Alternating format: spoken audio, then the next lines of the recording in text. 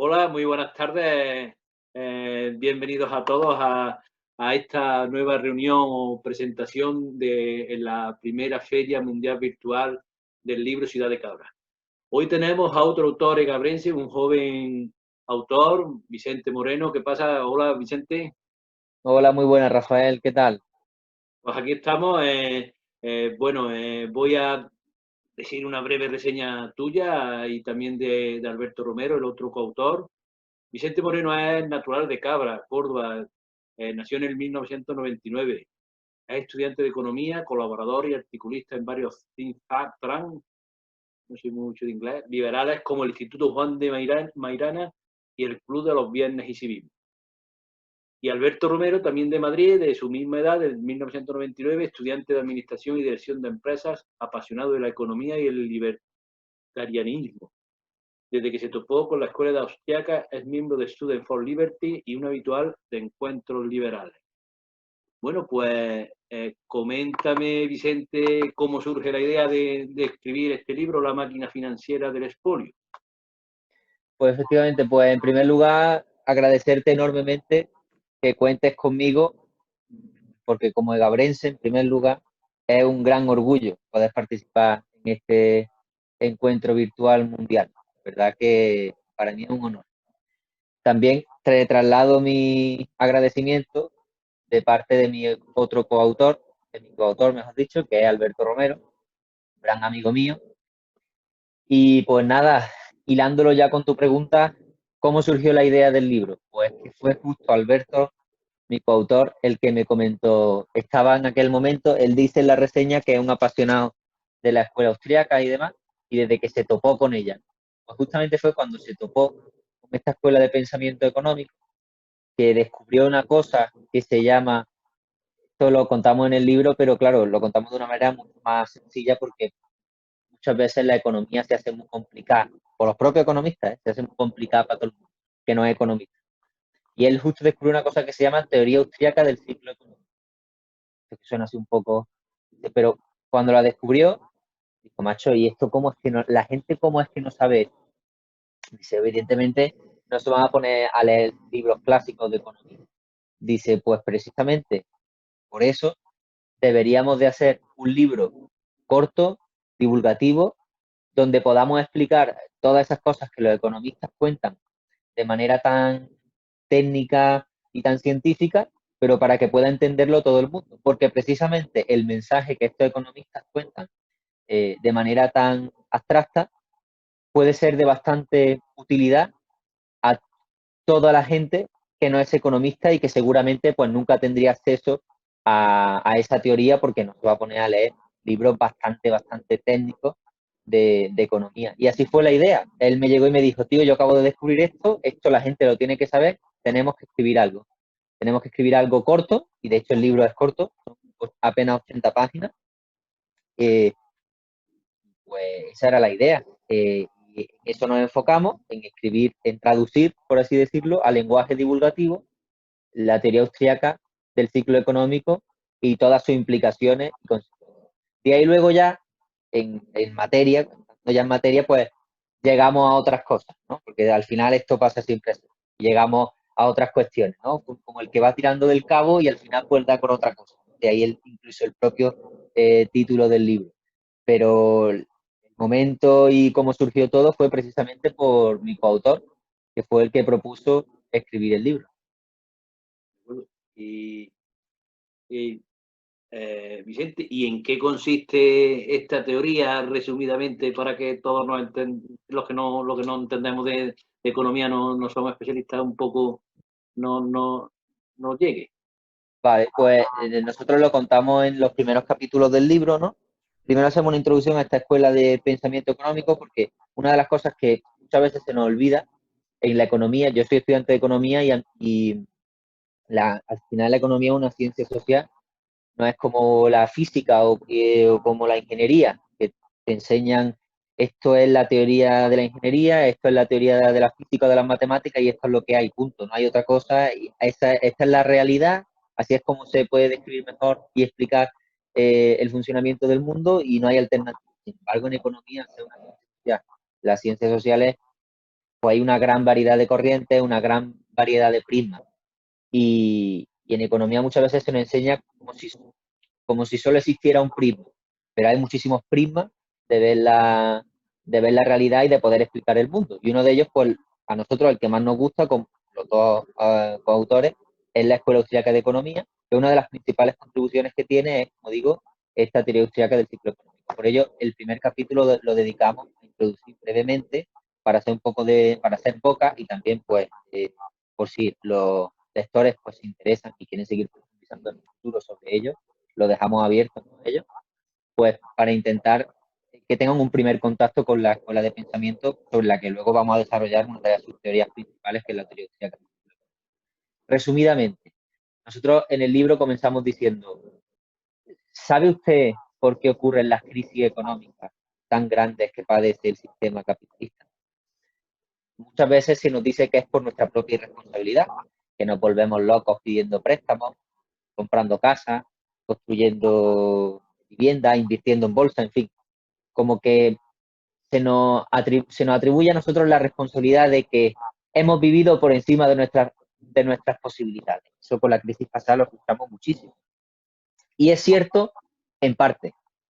Quiero decir, el origen del problema no está en nosotros y en que con nuestra libertad podamos ser irresponsables, podríamos decir, sino que en realidad hay algo más y ese algo más depende de todo un sistema o de todo el funcionamiento del sistema bancario financiero actual.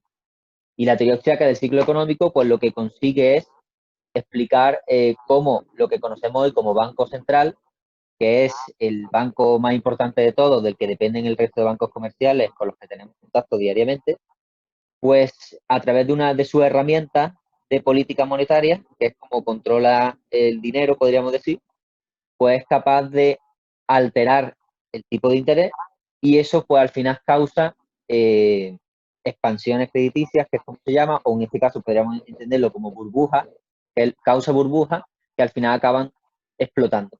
Y pues con la explosión de esa burbuja es como viene la crisis, el desempleo, el malestar generalizado, el aumento de la desigualdad, etcétera. Eso es lo que explica resumidamente la teoría austriaca del ciclo económico. Nosotros lo contraponemos contra otras visiones dentro del paradigma de la ciencia económica y también pues intentamos desarrollar sus implicaciones. Las implicaciones que normalmente las escuelas alternativas o la visión alternativa a la escuela austríaca plantea es las soluciones a estas crisis. Primero, no identifican bien el problema y las soluciones que proponen normalmente traen implícita la reducción de las libertades individuales, cosa con la que no estamos de acuerdo ninguno de los dos autores. Y por lo tanto nosotros pues también intentamos proponer una solución alternativa a ese recorte de las libertades individuales. Sin embargo, cuando estábamos descubriendo, eso ya nosotros no hemos descubierto la pólvora, eso lo escribieron autores austriacos hace ya a principios del siglo XX. De hecho, fue una teoría imperante dentro de la ciencia económica hasta el crash del 20, bueno, hasta unos años después de la Gran Depresión. Nosotros planteábamos eso y lo explicábamos así. Porque, entre otras cosas, lo que nos dimos cuenta es que en esas políticas que causan crisis económica ocurre un proceso que es verdaderamente perverso desde nuestro punto de vista. Y es que cuando imprimen dinero los bancos centrales en este caso, pues con ese mecanismo consiguen, y eso lo explicamos en el libro como con un ejemplo súper sencillo, vamos poniendo no sé, un ejemplo de una persona que tiene de repente una impresora con la que puede imprimir dinero en su barrio, con los comercios de su barrio. O sea, se entiende perfectamente. Pero vamos, resumidamente, cuando los bancos centrales imprimen dinero, lo que acaba causando en última instancia es un aumento de la desigualdad, una redistribución de renta desde los más pobres de la sociedad hacia los más ricos, que es lo que nosotros creemos que es lo más perverso del sistema. Además, fuimos, como digo, tirando y descubrimos que había una serie, se empezaban a enlazar mecanismos y políticas que hacían que, claro, se crea una crisis económica, desde las instituciones bancarias se crea una crisis económica que, mientras que hay un boom, se aprovecha para generar desigualdad y extraer renta de los más pobres. Luego esa crisis explota, se atribuye la culpa precisamente a la capa de la sociedad que nada tiene que ver, para poder regular, para poder establecer barreras a la competencia, podríamos decir, en el sector bancario. ¿Eso qué implica? Eso implica, con la excusa de la regulación o la supervisión bancaria, eso implica, entre otras cosas, que no puedan llegar nuevos competidores al sistema bancario, y eso es muy perjudicial, entre otras cosas, para el consumidor. Sabemos que lo mejor que puede haber en un mercado es la competencia, porque eso al final va a beneficiar a los clientes. Pues en este caso, con la excusa de que hay que supervisar a los bancos, se establecen requisitos súper altos de capital, de fondos de garantía, que una empresa pequeña, por ejemplo, un banco pequeño, podríamos decir, no puede cumplir. Entonces, al final, lo que hacen es que establecen barreras a la competencia y se queden grandes, grandísimos bancos en ese sector, que, como luego vuelven a causar otra vez una crisis, en este caso, en el momento en el que otra vez traen renta de la población, como cada vez son menos, pues cada vez son más poderosos y cada vez son menos los poderosos que sacan más renta. Entonces, lo que hablamos, lo que llegamos a la conclusión ya al final es que había o hay una máquina financiera, porque al final tiene todo que ver con la cuestión de las finanzas, los bancos y demás, que se dedica a crear crisis, a aprovecharse de ellas, y una vez que ha pasado esa crisis, pues a sembrar otra vez las semillas para la próxima, para volver otra vez a aprovecharse de ellas a costa de los ciudadanos de a pie. Pues vamos, tiene mucho sentido lo que dices y bueno, y ahí los gobiernos evidentemente estarían un poco en complot, entiendo, porque claro, los gobiernos podrían... ¿cuál es el papel de la política o de los gobiernos en este Exactamente, movimiento? exactamente. Al final lo que aquí identificamos es que el Banco Central no sería nada, o los bancos en sí no serían nada, si no hay unos gobiernos que les den el poder o les faciliten la infraestructura o los mecanismos de poder realizar todo lo que realiza. El hecho de que el Banco Central pueda ser el que fije arbitrariamente el tipo de interés o la cantidad de moneda que hay en la economía o los requisitos de capital que debe de tener un banco, o sea el Ministerio de Economía el que pueda establecer las barreras a la competencia, porque, por ejemplo, tú y yo podríamos montar un banco si quisiera, pues es una empresa más, pero hoy día no podríamos hacerlo, porque nos piden tantos requisitos, e igual tenemos una idea revolucionaria por la que podemos ofrecer pues, un servicio mejor que se basa en la competencia a muchísimos clientes, y al final el beneficiado es el cliente. Nosotros también, pero porque hemos tenido la idea de ofrecer un mejor servicio. Pero eso hoy día no podemos hacerlo. Solo pueden entrar aquellas personas que tienen, o aquellas corporaciones o sociedades que cumplen con elevadísimos requisitos. Eso al final lo que hace es que los más poderosos sean los que se pongan a la cabeza de todo el sistema financiero. Nosotros después en el libro contamos, a colación con esto de los gobiernos y demás, nosotros en sí en el libro planteamos una concesión bastante escéptica del Estado y de lo que es, o el gobierno. No lo vemos como una solución a nuestros problemas, sino como el problema principalmente, o como la causa de nuestros problemas. Y en este caso, pues intentamos hacer como una especie de análisis histórico de qué es eso que entendemos como Estado o como estructura de Estado. Al final se financia de alguna forma, se tiene que financiar de alguna forma. En su momento establecemos, hablamos de que hay mecanismos, surge básicamente con mecanismos explícitos, podríamos decir, que todo el mundo ve, como son los impuestos. Si a ti te suben un impuesto, o si nos suben un impuesto, es más, lo normal es que nos quejemos. E incluso los políticos muchas veces no lo suben pensando en vaya a ser que el pueblo diga, vaya a ser que incluso más de una época, en épocas pasadas había rebeliones por eso, o sea, por el tema de los impuestos.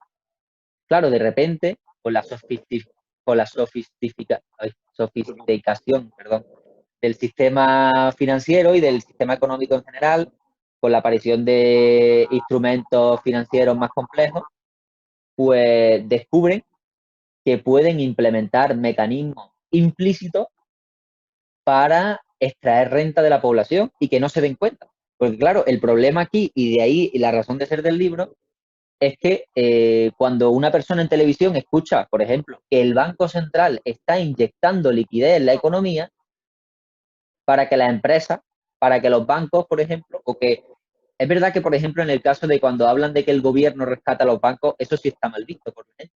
Y razón tienen, ¿eh? Razón tienen porque es parte de lo que consideramos la máquina financiera del expolio. Pero claro, eso parece que es mucho más evidente o explícito, como he comentado anteriormente.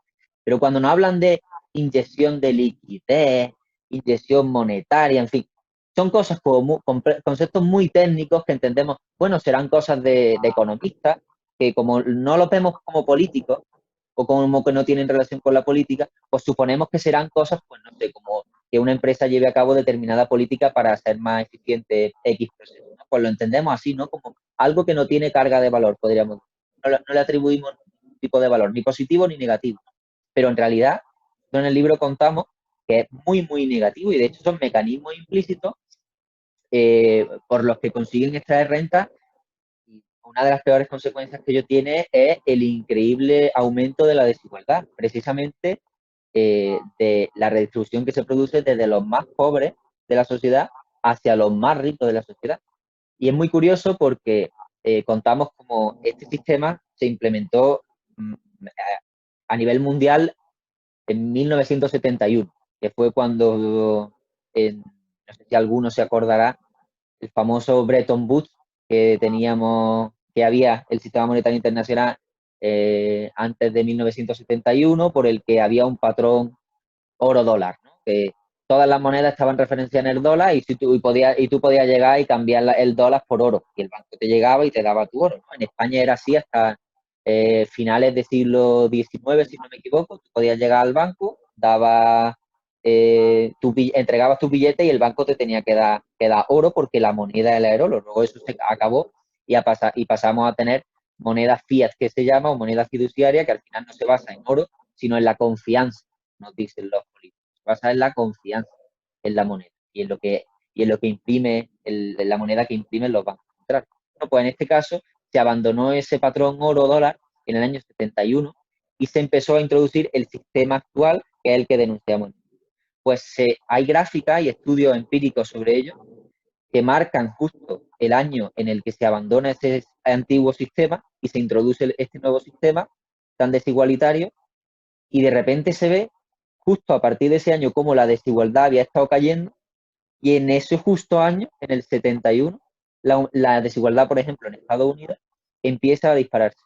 El 1% más rico de la población empieza cada vez a ser más y más y más rico. Entonces entendemos que es un mecanismo que es normal que no entienda la gente porque al final se maneja el conocimiento super. Vamos, es que entre los propios economistas ni hay consenso ni tampoco muchos lo conocen. Entonces, el objetivo de este libro era decir, oye, pues esta teoría hay una explicación para esto, creemos que el sistema en sí, tal y cual está definido, es bastante perverso, sobre todo para los más desfavorecidos, y queremos que todo el mundo lo sepa. Y pues de ahí, pues, el libro, como lo explicamos, y la relación, como hemos comentado, que tienen los estados con, con los bancos y con los gobiernos, ¿no? Porque son capaces de financiarse, porque entre otras cosas, los gobiernos aquí tienen gran parte que ver y son uno de los principales beneficiarios de la máquina financiera del expolio. Ahora mismo, por ejemplo, vamos, básicamente, ahora mismo muchísima gente está cada vez más, podríamos decir, fastidiada porque en el banco cada vez le tratan peor. En los bancos cada vez nos tratan peor y eso es cierto. Los tipos de ya ni nos dan tipos de interés por dejar nuestro dinero en el banco, sino que nos cobran. Son tipos de interés bajísimos. En este caso, eso es algo que se ve en la vida diaria de las personas, pero es que, ¿qué explicación tiene que los tipos de interés estén tan bajos? Bueno, pues en la economía, algunos economistas nos dirán que es para fomentar la inversión, pero eso ya empieza a chirriar un poco porque llevamos muchísimo tiempo con tipos de interés súper, súper bajos, llevamos muchos años con tipos de interés muy, muy, muy bajos, y sin embargo la inversión no es capaz de remontar, ni de tirar para adelante, ni nada de nada. Más bien, la explicación puede estar en que este tipo de interés afecta directamente a la deuda pública de los gobiernos. Y el hecho de que a los niveles de deuda que ahora mismo están los gobiernos, aumentar sus tipos de interés podría llevarlos a la quiebra absoluta. o sea que sería un desastre político y sistémico total. Pero en sí, de nuevo vemos cómo esos mecanismos, o sea, podemos ver la perversión, ¿no?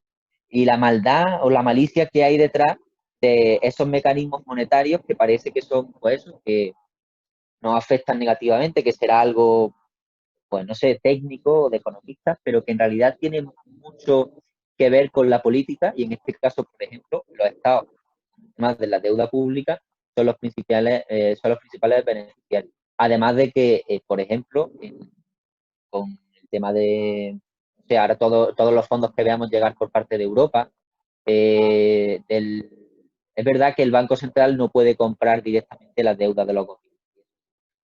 Si no, sería muchísimo peor. Podríamos estar con una hiperinflación como, por ejemplo, en Argentina. Eso se llama monetizar deuda. Hay algún estado que le suena, que está interesado, si lo quiere buscar, pero podríamos tener un gran problema de hiperinflación como tiene en Argentina. Sin embargo, en España, al ser un sistema europeo y tal y como está configurado, el Banco Central no puede llegar directamente a comprar la deuda de un gobierno, pero sí puede prestar ese dinero a bancos comerciales y esos bancos comerciales de inversión comprar la deuda de los gobiernos. O sea que al final, de una manera o de otra, acaban influyendo en favorecer a los gobiernos, que fíjense, eh, una familia, yo una vez publiqué un artículo que era en el gobierno como en casa. Y básicamente, bueno, todas esas reglas financieras y económicas que sabemos que en las familias lo tenemos que aplicar, que es no gastar más de lo que ingresamos, no endeudarnos en exceso, pues eso precisamente los gobiernos no lo cumplen, pero no lo cumplen no ya porque les dé exactamente igual o porque tengan poder incluso para recaudar impuestos luego y pagarlo de la manera que sea, sino que además son ayudados e incentivados a no cumplirlo por todo este sistema. Y lo peor es que, claro, eso no sale, o sea, el dinero tiene que salir de algún sitio, no va a caer de los árboles. Y lo peor que hay esto es que para que una persona pueda tener ese poder económico, ese recursos económicos tienen que salir de algún sitio. Y ese sitio donde sale es de la mayoría de la población y los principales afectados son las capas más desfavorecidas. Bueno, te decía bueno, que de ahí exactamente vienen los impuestos y viene al final la carga sobre la población. Y ahora yo lo veo, por ejemplo, pues claro, evidentemente a través de una plataforma intentar, pero ¿qué soluciones se puede hacer? Porque claro, si estamos hablando de que la banca que tiene todo el poder que tiene y los gobiernos están en la misma índole, tendría que ser un levantamiento eso a través de plataformas, a través de cómo se podría orquestar algo para protestar contra esto, más allá de las protestas individuales, digamos. Es ciertamente muy, muy, muy complicado, porque estamos hablando de que es toda una estructura muy, muy, muy fuerte, muy poderosa, que lleva muchísimos años funcionando. Es muy, muy, muy difícil cambiar esto de la noche a la mañana o con unas elecciones, podríamos decir. O sea, es imposible. Nosotros planteamos que hay, evidentemente en el libro no solo nos quedamos en la crítica, sino es verdad que la mayoría del libro es la crítica, porque al final lo que pretendemos más que convencer a la gente de una propuesta o una solución que muchas veces dependerá de la ideología de la persona, nosotros evidentemente proponemos una solución de acuerdo a nuestra ideología, pero entendemos que habrá muchísima gente que no comparta esa ideología. Lo que sí queremos que comparta y que entienda es el gran daño que hace este sistema, ¿no? Yo incluso he hablado con gente que está que ha leído el libro, que está en la antípoda, bueno, tampoco son las antípodas ideológicas, pero propone otro o no cree en lo mismo en lo que yo y me dice, le pregunté sobre el libro y me dijo, pues mira, el tema de propuestas que hacéis o la solución igual no la comparto. Dice, pero me parece brillante y magistral cómo desmontáis y sois capaces de describir todos los mecanismos de este sistema, ¿no? O sea, ese es el principal objetivo del libro. ¿Que hay alguien que comparte la propuesta? Pues fantástico, ¿no? Pero el principal objetivo del libro es básicamente eso, el desenmascarar a todos aquellos que se aprovechan de nosotros, ¿no? Por esta vía. Ahora bien, la propuesta que nosotros hacemos básicamente se trata de volver a un sistema donde, donde no pueda haber ninguna gente que alcance nunca ese poder. No solo que no lo tenga, sino impedir que alguna vez lo pueda tener. Porque ese es uno de los principales problemas, ¿no? No solo verlo en términos estáticos de, oye, tú ya no tienes poder, sino también en términos dinámicos de, vale, tú ahora mismo no tienes poder, pero bueno, si te empiezas a operar de nuevo como ha operado anteriormente, puede que llegue otra vez a alcanzar ese poder, ¿no? Entonces nosotros ahí nos referimos directamente a autores de la escuela austríaca que hablan de posibles reformas al sistema bancario actual, en este caso más concretamente al sistema de banca central europeo, ¿no? Eso ya lo detallamos en el libro. Y una de las cosas que proponemos, por ejemplo, es la vuelta al patrón oro, o podríamos decir al dinero privado, ¿no? O sea, dinero privado, ¿en qué sentido? Nosotros ahora mismo tenemos la concesión, o sea, el dinero ahora mismo es público en el sentido de que es dinero del Estado, porque los euros al final es moneda del Banco Central, que es un organismo público, político, aunque no lo vota nadie y no lo elige nadie, sino que se elige a dedo, cosa curiosa. Y después también es dinero de curso legal en el sentido en el que se obliga el pago de impuestos con ese denominado en esa unidad monetaria. Nosotros en ese sentido, aparte cualquiera que estudie la historia del dinero y del origen del dinero, el dinero no surge como un organismo, como un instrumento, una herramienta estatal, sino que surge de forma espontánea en los distintos pueblos y en las distintas civilizaciones a lo largo de la historia. Al principio se usaban cabezas de animales, vamos, los propios animales para intercambiar, bueno, cuando hablábamos de una economía de trueque, luego empezó a utilizarse bienes un poco más líquidos, como la sal, y finalmente pues se fueron usando distintos medios de intercambio y acabamos con el oro y la plata, ¿no? Había muchísimo el famoso patrón bimetálico que tuvimos en España en una época. Luego posteriormente se fue abandonando la plata, otros sistemas mantenían, depende de también los recursos que tuviera cada país al final, ¿no? Pues podía usar un metal u otro, ¿no? Pero al final era dinero privado en el sentido de que no dependía de un gobierno, sino que como la mayoría de bienes de la economía, yo qué sé, el propio mi móvil, pues supongo, espero que no dependa de un gobierno, aunque como ahora como estamos tan vigilados, pues a saber, ¿no? Pero cualquier producto que tengo aquí, un cuaderno, un ordenador, pues al final se produce por empresas que la venden en el mercado y que sobre todo, y lo más importante, tienen que estar sometidos a unos principios jurídicos, que es una de las principales cosas a las que entendemos que hoy no se someten ni los bancos centrales, ni los bancos comerciales, ni por supuesto los estados, que es, entre otras cosas, el respeto irrestricto a la propiedad privada de los otros y a la libertad individual de los otros. Y de esa forma es como abusan de nosotros, no de otra forma. Entonces, pues nosotros proponemos esa vuelta al dinero privado, que no es otra cosa que cómo ha existido siempre el dinero y cómo ha surgido y cómo se ha manejado y cómo se maneja el resto de bienes en la economía. Y por eso, pues proponemos una vuelta al patrón oro. En este caso, no, o no, vamos, patrón oro sí, porque él, como ahora mismo lo plantean muchos economistas. Pero, por ejemplo, hay otra cuestión ahora muy interesante que se ha puesto de moda y que desde luego es una tecnología revolucionaria, que es las criptomonedas, el famoso Bitcoin con la tecnología blockchain y demás. O sea, son otro tipo de monedas que han surgido paralelamente al sistema, que se proponen como salida, incluso salida a este sistema, y son monedas que, por ejemplo, un político no puede tocar. Entonces eso es lo interesante, que como un político y un banquero esas monedas no las puede manipular a su gusto, pues por eso proponemos esa vuelta al dinero privado. Que al final el hecho de que el dinero sea privado quiere decir que las personas que fabrican ese dinero se someten a unos principios jurídicos iguales a todas las empresas en el sistema, y además también se someten al mecanismo disciplinario económico del beneficio-pérdida, cosa que los bancos centrales hoy no, o los bancos comerciales, bueno, los bancos centrales no, pero los bancos comerciales hoy tampoco, porque si tienen pérdida, lo normal es que si una empresa tiene pérdida, deje de funcionar. Eso es una señal que le está enviando la sociedad, el mercado, de que esa cosa que tú haces no la queremos, destina esos recursos a otra cosa, ¿no?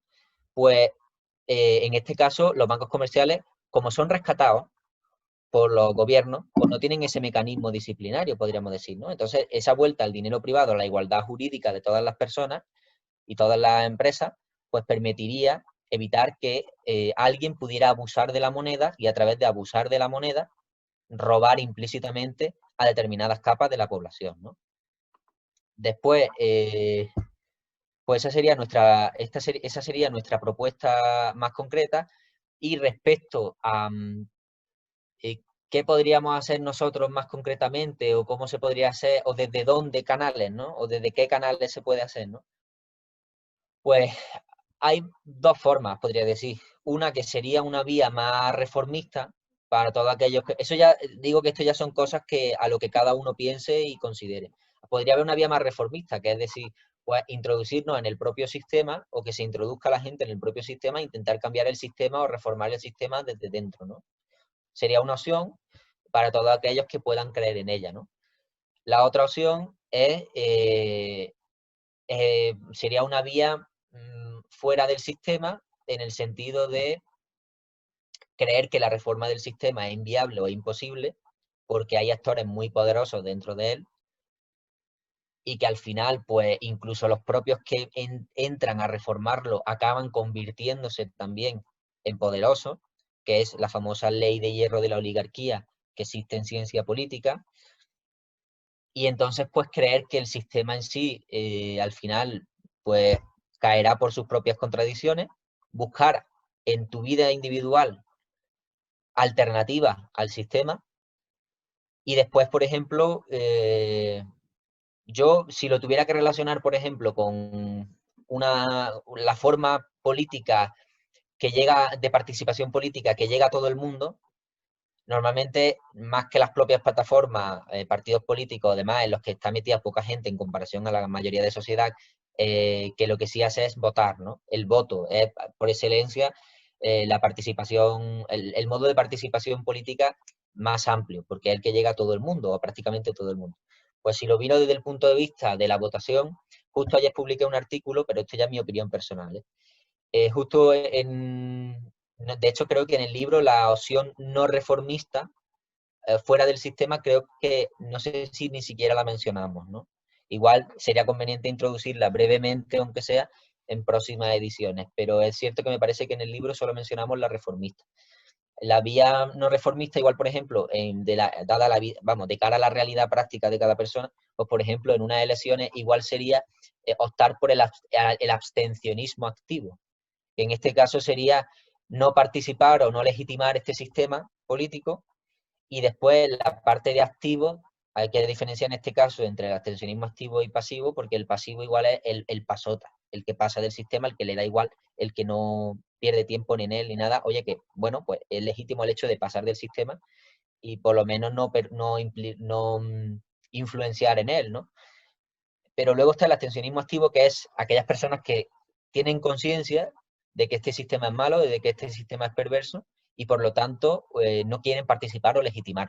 Porque eso sí, con nuestro voto lo que estamos haciendo, además de que nuestro voto influye más bien poco en lo que es el resultado político, lo que sí hacemos es legitimar el sistema.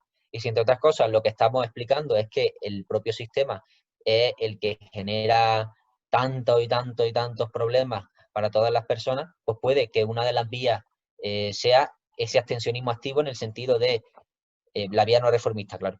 No participo en este sistema, por lo tanto, entre otras cosas, no voto, no quiero saber nada de política, pero activo porque ideológicamente entiendo que es perverso y que es malo y no quiero participar ni saber nada de él. Y además también me esfuerzo por hacer llegar esta idea a otra gente. Divulgo mi idea, ¿no?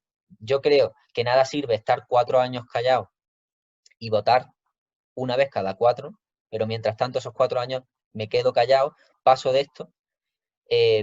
Yo creo que es peor que no votar cada 4 años, por ejemplo, y mientras tanto, durante esos 4 años, estar todo el rato constantemente divulgando tu idea e intentando hacer ver a los demás que viven bajo un sistema pues que les es bastante perjudicial, ¿no? Pues me parece interesantísimo vuestras propuestas, muy brillante y bueno, y voy a conseguir el libro, les voy a decir a todos los oyentes tanto de aquí de España como en Latinoamérica, que hay está en muchas redes, se están distribuyendo, que junto al vídeo hemos compartido los enlaces de compra, y yo creo que sería interesante, pues yo lo voy a conseguir el libro. Yo creo que todos deberíamos de tenerlo porque es verdad, porque la primera parte, como tú nos dices, nos cuenta una realidad que creo que estando un poco en el mundo se ve que tiene mucha base, y luego las soluciones, bueno, pues cada uno por lo menos que lo hagamos pensar. Nosotros estamos ahí también en una plataforma, por cierto, hablaba de una plataforma política, evidentemente, de muchos cambios, de muchos sistemas, y creo que es una de las propuestas que vamos a llevar, incluso quizás en alguna ocasión, porque se está formando, digamos, te invitemos para que puedas colaborar también, incluso y más. Y voy a aprovechar, voy a poner el libro, lo voy a compartir por aquí. A ver si está, ¿verdad? Se pone. Disculpa. O sea, estaba intentando ponerlo, pero parece ser que no tiene. No ha salido. Para que todos lo analicen.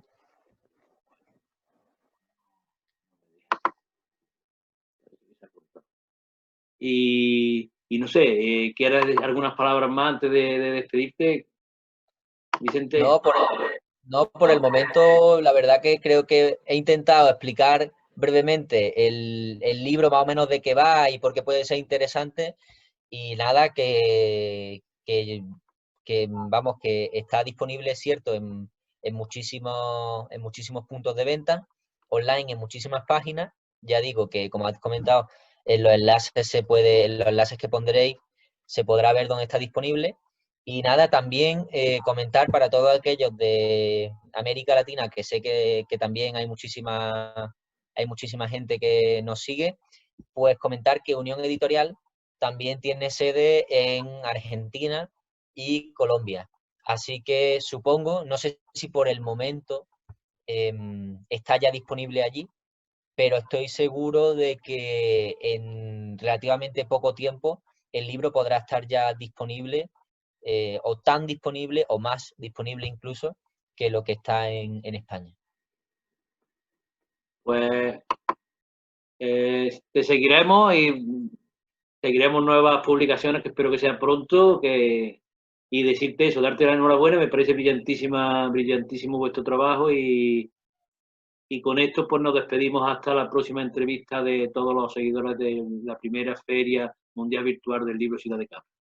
Un fuerte Fantástico. abrazo, Vicente. Muchas gracias, Rafael. Un fuerte abrazo.